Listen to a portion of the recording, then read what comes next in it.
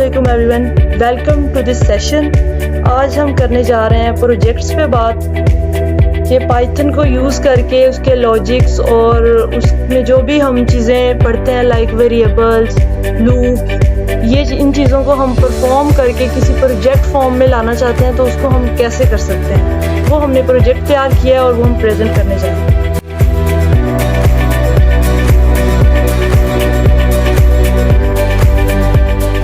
तो हमारा पहला प्रोजेक्ट है कैलकुलेटर।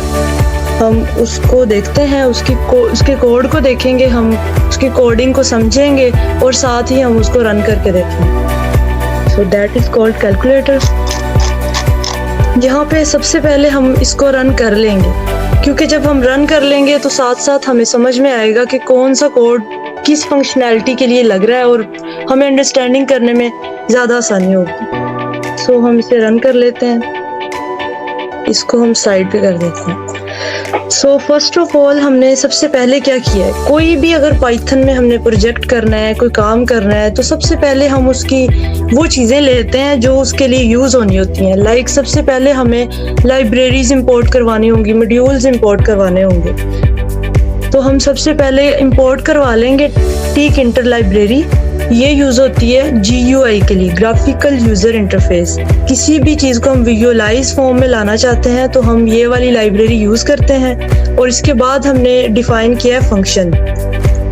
विजुअलाइज अब इस तरह से है, नॉर्मली हम जब भी कोई कोड रन करते हैं, अगर उसमें हमने इनपुट यूज़र से लेनी है या फिर हमें आउटपुट शो होगी, तो यहाँ पे हमें सिंपल शो होती है, बहुत सिंपल अंदाज में। लेकिन हमने इसको GUI को यूज़ करके ये वाला उसको इंटरफेस को खूबसूरत बनाने की कोशिश की है कि एक विजुअलाइज फॉर्म में हमें शो हो।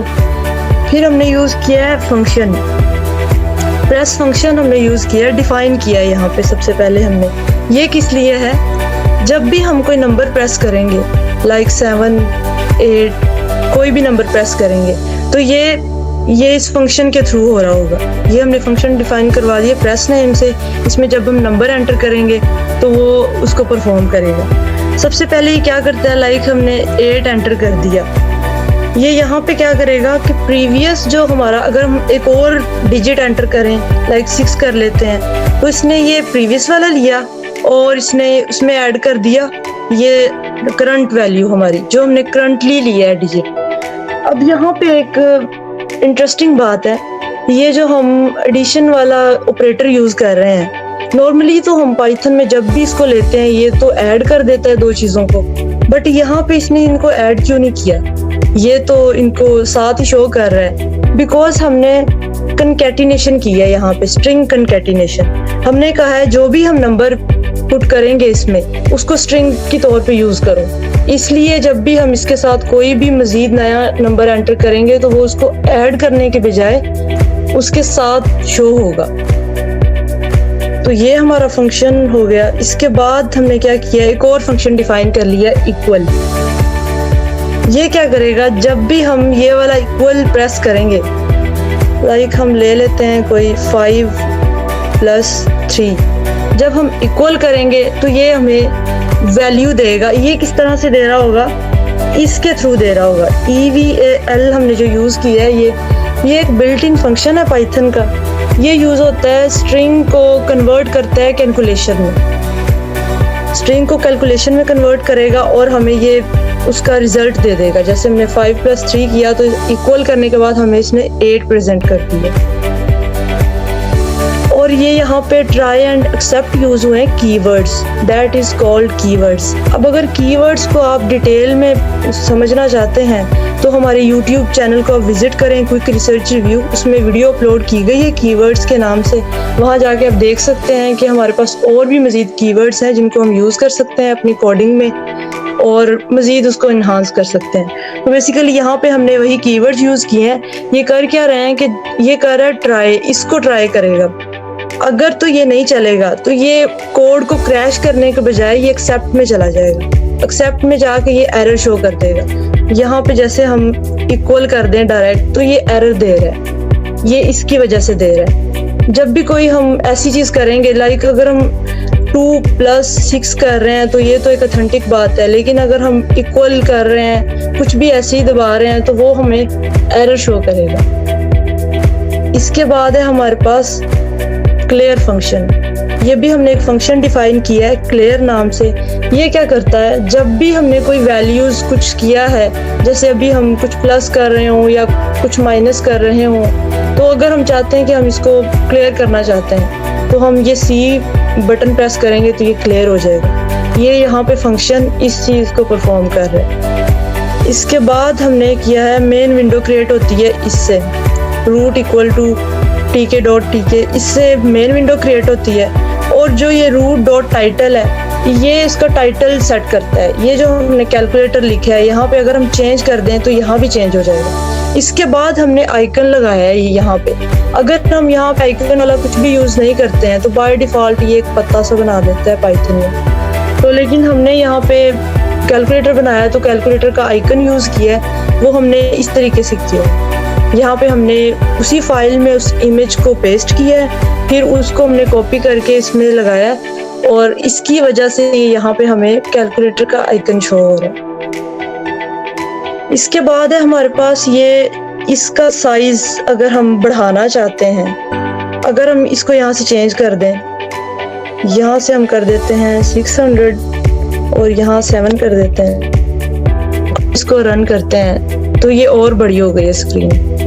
मीन्स हम जितना इसको इंक्रीज करना चाहें या को सेट कर सकते हैं इस कैलकुलेटर के साइज को। सो हम इसको वही कर देंगे। इसके बाद है विंडो रिसाइजेबल, इसको हम फिर से रन कर लेते हैं। ये यहाँ पे ना इस तरह से काम कर रहा है जैसे हम कहते हैं ना कोई किसी ने एप्लीकेशन बनाई तो वो रिस्पॉन्सिव है।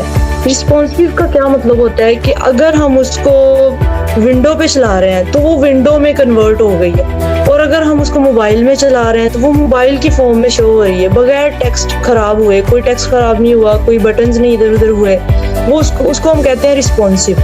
तो यहाँ पे भी तकरीबन ये ऐसा ही काम कर रहा है कि हम कहते हैं कि हम इसको बड़ा कर रहे हैं तो वो वहीं पे नहीं रहनी चाहिए जितनी हमने बनाई है, ये रीसाइज हो जानी चाहिए। ये जैसे हम कर रहे हैं, ये बटन्स इसके रीसाइज हो रहे हैं, ये इसकी वजह से हो रहे हैं कि हमने इसे रीसाइजेबल बनाया है। अगर हम इसे ना बनाते तो बड़ा करने पे भी ये इसी विंडो में इतना ही शो करता। सो नेक्स्ट चलते हैं हम। नेक्स्ट है ये कैलकुलेटर डिस्प्ले, जो ये हमारे पास डिस्प्ले शो हो रहा है, ये उस चीज के लिए यूज हुआ है। हमने एक ग्रिड बनाई है और एक फंक्शन बनाया है और उसको फिर हमने साइज दिया है। ये इस चीज को के लिए अलाइनमेंट भी हम उसकी सेट कर सकते हैं। ये जो डिस्प्ले है और यहाँ पे और रो इक्वल टू 0 लिखा हुआ है ना, इसका मतलब है कि इसने जो फर्स्ट रो है उसको 0 में कर दिया। ये जो एंट्री बॉक्स इसको कहा गया है। हमने जो एंट्री बॉक्स बनाया, अगर हम इसको 0 की जगह 4 कर दें, 1 कर दें तो ये कहीं और चला जाएगा। और कॉलम को इसने 0 पे, कॉलम को भी 0 पे रखा है ताकि इस डिस्प्ले को सेट किया जा सके। और जो ये स्टिकी NSEW लिखा है, इसका मतलब है ये इसको स्ट्रेच कर रहा है हर तरफ से, नॉर्थ साउथ ईस्ट वेस्ट। और ये पैडिंग वगैरह इस पे अप्लाई कर रहा है कि कितनी इसके ये साइजिंग वगैरह रखनी है हर साइड्स। ये बटन का फ्रेम सेट करने के लिए हमने ये वाला कोड यूज किया है। इसमें हमने रो इक्वल टू 1 रख दिया है। ये 1 रो में है क्योंकि 0 पे तो हमारे पास एंट्री बॉक्स है, इसलिए यहाँ पे हमने रो 1 रख दिया है और बाकी वही है। हमने इसको स्ट्रेच करने के लिए हर तरफ से NSEW यूज कर लिया है। इसके बाद हमारे पास है बटन्स। ये हमारे पास एक 2D लिस्ट है, जैसे हमने जिस फॉर्मेट में इसको लिया हुआ है। अगर हम यहाँ पे कोई और भी बटन ऐड करना चाह रहे हैं तो यहाँ पे हम इसी तरीके से कर लेंगे। इस बॉक्स में बिल्कुल वही इसकी साइजिंग वगैरह है जो हमने यहाँ पे रखा है, वैसे ही शो हो रहा है हमारे पास। यहाँ प्लस है तो यहाँ भी प्लस है, यहाँ इक्वल है तो यहाँ भी इक्वल है। इसके बाद लूप लगा हुआ है, ये आइटरेट करता है कॉलम्स और रोज को विद इंडेक्सिंग।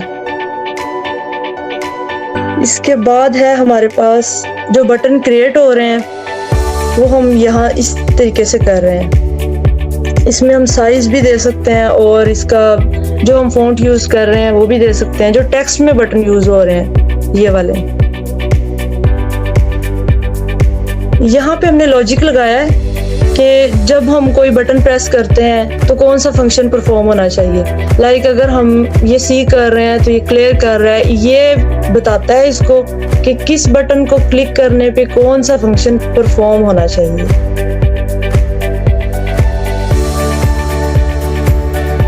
इसके बाद हमने ये ग्रिड लगाई है इन बटन्स के लिए। ये रो शो कर रहा है, इसको आई को रो शो कर रहा है और जे से कॉलम्स को शो करता है, और यहाँ पे इसे स्ट्रेच किया हुआ है और पैडिंग अप्लाई की हुई है। इसके बाद ये प्रोग्राम को यहाँ पे एंड कर रहा है। यहाँ पे क्या होता है कि ये तब तक लूप्स को चलाता रहेगा जब तक हम प्रोग्राम एंड नहीं कर देते।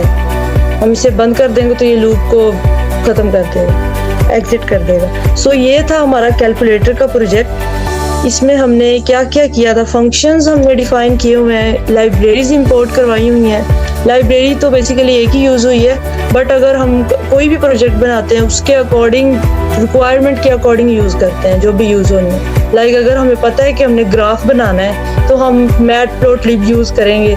तो इसी तरह हम रेलिवेंट लाइब्रेरीज को इंपोर्ट करवाते हैं। और यहाँ पे हमने फंक्शंस यूज़ किए हैं, उसके बाद बटन्स क्रिएट किए हैं, ये बटन्स को ऑटोमेटिकली क्रिएट करता है। लूप्स यूज़ किए हैं। तो ये था हमारा प्रोजेक्ट। इसको हम रिसाइजेबल भी कर सकते हैं, कोई भी अगर हम वैल्यू पुट करते हैं तो ये हमें करेक्ट आंसर देता है। तो ये है calculator with the help of Python coding. So आप भी इसको ट्राई कर सकते हैं, और इसको इन्हेंस करने के लिए हम और बटन्स भी ऐड कर सकते हैं। अब इसमें एक चीज़ ऐड नहीं की हुई, कैलकुलेटर में क्या होता है, वैसे तो और भी बहुत सी चीज़ें होती हैं, बट नॉर्मल कैलकुलेटर में भी ये चीज़ होती है कि अगर हम इसको बैक करना चाहें कि ये एक चीज़ रिमूव हो जाए तो वो वाला हम क्रॉस वाला बटन भी इसमें ऐड कर सकते हैं। इसमें हमें फंक्शन लगाना होगा, उसको लॉजिकल बनाना होगा, तो फिर वो आप लोगों का टास्क है, आपने वो परफॉर्म करना है और इसको मज़ीद इम्प्रूव करना है।